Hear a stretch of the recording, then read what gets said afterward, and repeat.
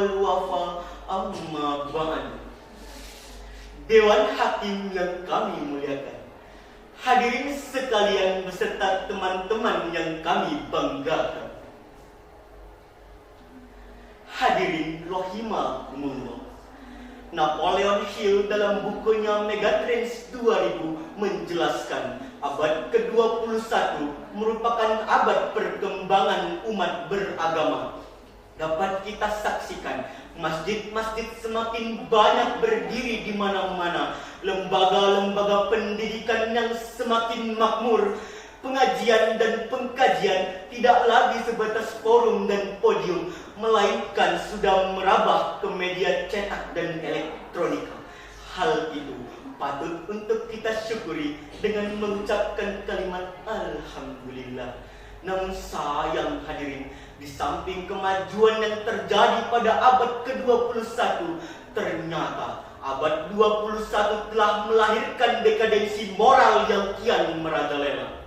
Hadirin rahimakumullah, negara tercinta kita saat ini sedang mengalami fase kegentingan, di mana pada saat ini banyak oknum-oknum yang tidak bertanggung jawab melakukan banyak kezaliman dan kedustaan. Dapat kita saksikan peredaran narkoba semakin marak di berbagai daerah, investasi-investasi bodong yang merenggut kebahagiaan warga, dan tawuran antar pelajar yang meresahkan kita semua. Betul hadirin? Dari refleksi di atas dapat kita simpulkan bahwa telah merosotnya akhlak dan moral di negara kita yang tercinta ini. Hal itu disebabkan oleh minimnya ilmu akan agama dan tidak adanya seorang tokoh yang dijadikan contoh atau suri tauladan. Maka dari itu diperlukan seorang tokoh yang menjadi suri tauladan yang pantas kita contoh. Sebagaimana paparan di atas, maka izinkan kami membawakan syarahan Al-Quran yang berjudul Meneladani Sifat Rasulullah sebagai landasan awal yang terdapat dalam Al-Quran Surah Al-Ahzab ayat 21 yang akan dibacakan oleh qori kami berikut ini.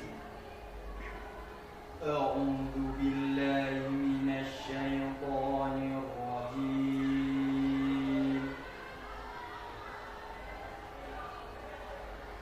Bismillahirrahmanirrahim.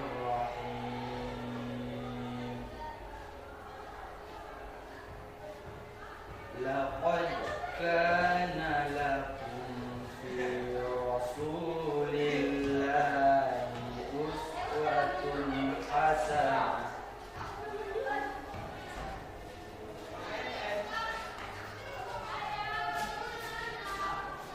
liman kana yarjullaha wal yawmal akhir wa dzakara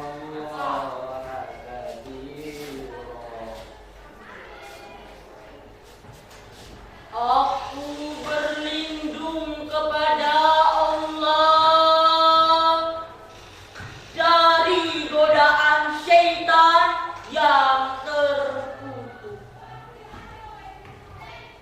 dengan menyebut nama Allah yang Maha Pengasih lagi Maha Penyayang.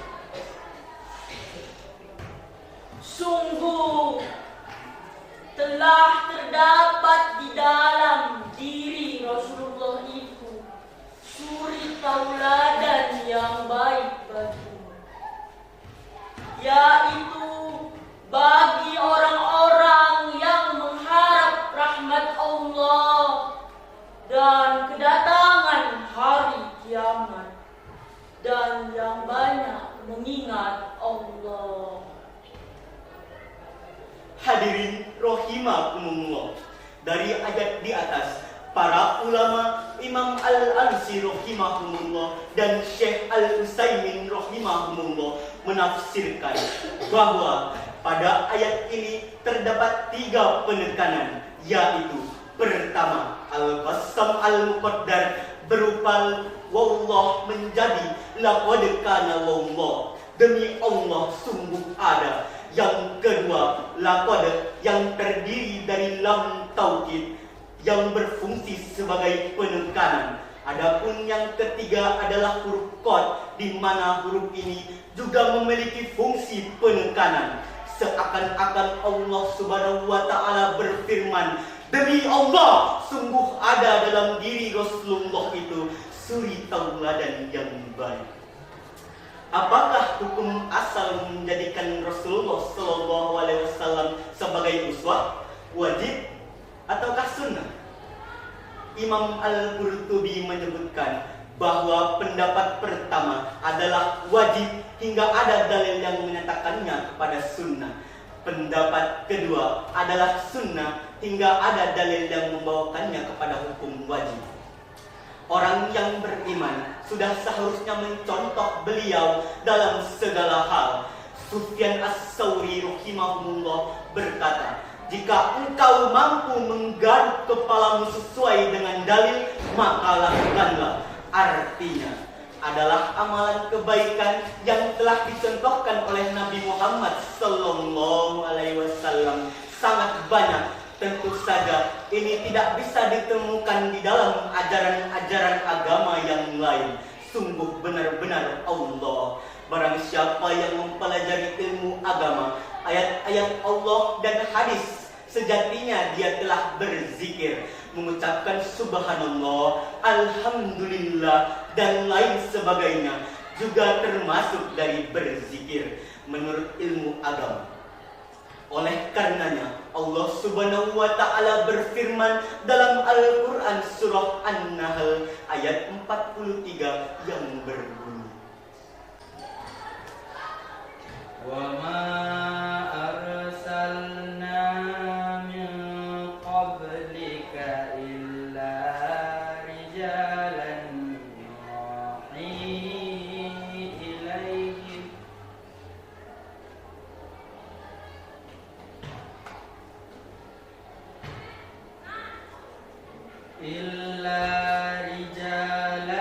nuhi ilaihim fas'alu ahlan dzikr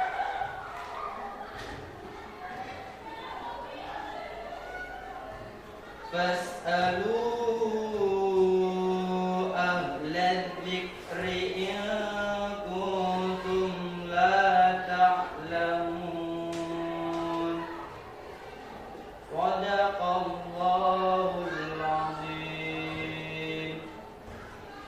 Dan kami tidak mengutus engkau Muhammad, melainkan orang-orang yang kami beri wahyu kepada mereka.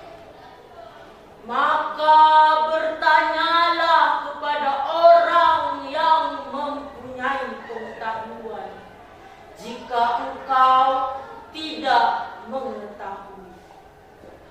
Maha benar Allah yang maha agung dengan segala firman-firman-Nya.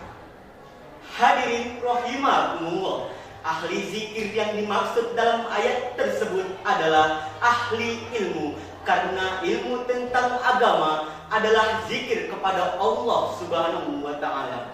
Kesimpulan yang dapat kita ambil adalah janganlah kita berpaling dari Allah dan juga sunnah Nabi. Marilah mulai sekarang kita muhasabah diri kita masing-masing untuk semakin dekat kepada Allah Subhanahu wa taala dan meneladani sifat-sifat Nabi Muhammad sallallahu alaihi wasallam. Insyaallah Allah akan memberi kita kemudahan jika kita benar-benar niat untuk hijrah semakin dekat kepada Allah Subhanahu wa taala. Karena setiap perbuatan itu tergantung niatnya.